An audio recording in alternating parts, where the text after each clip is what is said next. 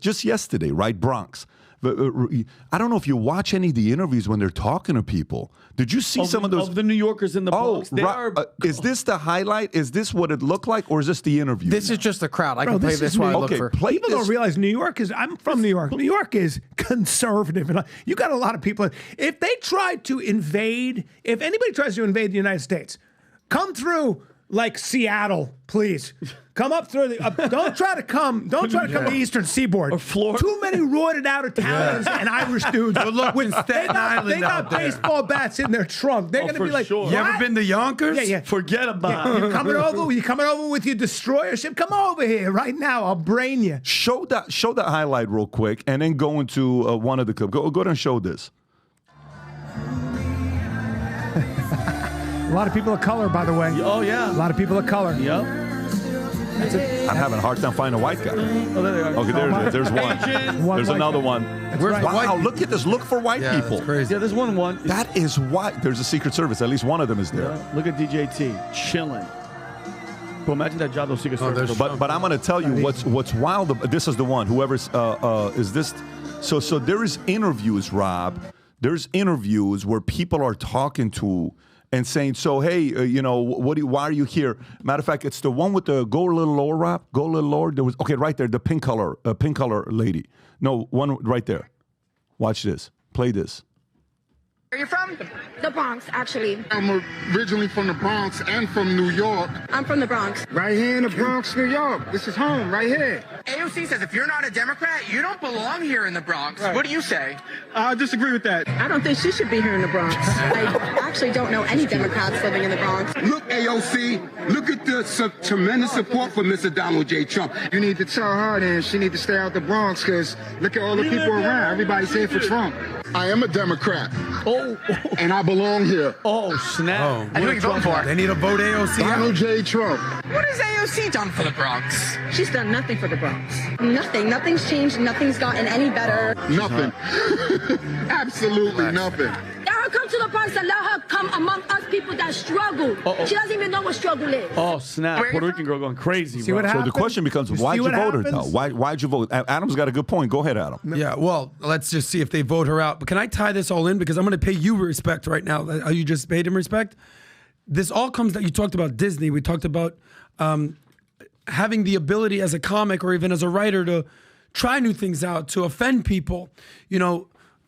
2 weeks ago, a week ago, we had Vivek on the podcast. And that was when it was going viral, when Ann Coulter was like, yeah, I wouldn't vote for you because you're a brown Indian guy.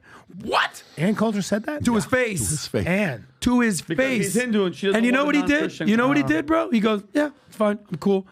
And it made me think, Smart guy. because in that episode, we talked about a few things. One of the things that we played, we could probably play this clip, was Seinfeld getting booed as he was giving the commencement speech at Duke, I believe, and people laughed and he's getting booed. He goes this, hey guys, life ain't easy.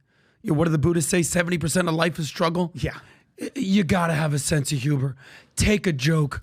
We've seen over the last decade or so, people are so soft. They get so offended so humorless. easily. They're humorless. There's no, have a sense of humor. Yeah. Why am I bringing this up to Brian Callen?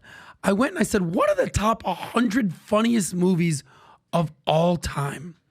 Do you know the last funniest movie of the top 100 that was made? Of the top 100, Blazing Saddles, Old School, this, that, every funny movie. You know the last one that was made? What's that? You were in it, bro. 2009, The Hangover. Yeah. Check IMDb.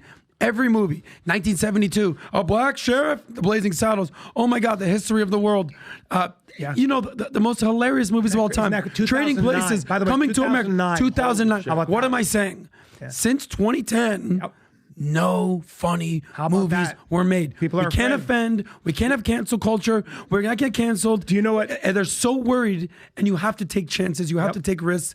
It's for people to boo you and not like you, and that's what they're not willing to do. Todd Phillips, who wrote and directed The Hangover, I don't know, a couple movies like Joker, like Old School, Bad Santa, nobody knows that, Page One Rewrite, that was his movie. A genius. Todd Phillips is a genius.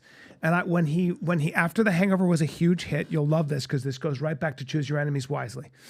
I said to him, what motivates you, dude? What motivates? Because I was in the car with him while we were driving in Montreal to, he was setting up Due Date. So he was talking about actors and stuff. It was pretty cool to listen to him talk to the brass, I said, what is it that motivates you? And he goes, revenge. Fuck these bitches. That's what he said. I go, what do you mean?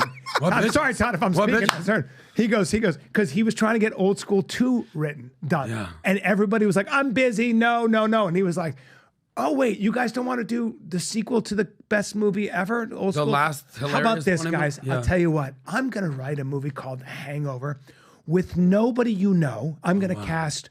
I remember he called me about Zach Galifianakis. He goes, is that guy funny? I go, he's the funniest guy on the planet. He goes, his eyes make me laugh. I go, hire him. I'm not saying he hired him because of that, but I remember. So he basically said, how about I write a movie on my own, and then I'll just, with my buddy Scott, and then I'm just gonna hire a guy named Bradley Cooper. No one knew. Wow. No one knew. I'll put this guy Zach Galifianakis in there. No one knows. Wow. Ed Helm. No one knows. And then I'm gonna take no money. I'll take no money. I remember I said, how much you making? I said, well, I was shooting the movie. I go, how much you making for this? He goes, you're making more than I am. I was making like $2,000 or something. I was like, what? I was like, what? He goes, I know. I'm getting the back end. And I thought to myself, I go, you're so crazy. You're not going to get money from the back end. You're not gonna nobody knows these people. Nobody knows anybody. It's 2007. Nobody knows them. And he was like, whatever. Wow. Sorry about the Old School 2, guys. So right back to that. That's what motivates. For this weekend, we have a full-on new merch drop being done today, this weekend. This hat I'm wearing, let me show you guys what's special about this hat. The last time we did numbered hats were this. This is the numbered hats we did. These were limited out of 200, okay? This is the actual last one that we kept, 200 out of 200. These hats sold for $99. They sold out within the first couple hours. If you go on eBay right now, Rob, and you type in Future Looks Bright hat, they're selling these at $350, $499, $999. No joke. On eBay? Of course, because they're numbered. They're limited edition. 350. That's one of them. I think there's a few more. Maybe that's the only one. Look at the top if there's a couple more, Rob. There's one at $499. There's another one over there even at $999. You pick and choose what the numbers they are. It'd be funny if you saw But we are releasing look at this green and black, Vinny. We're releasing these limited edition, 1 out of 250, and the year on it is going to say 2024. Obviously, it's military green. And on top of that, we got a bunch of other stuff on there for you to go out there and order. Here's what we're doing. This will not be discounted. These hats will not be discounted because they're limited edition. And first come, first serve. You go place the order, you get it. However, for Memorial Day weekend, anybody that places an order for $79, I think can you go back to the discount numbers?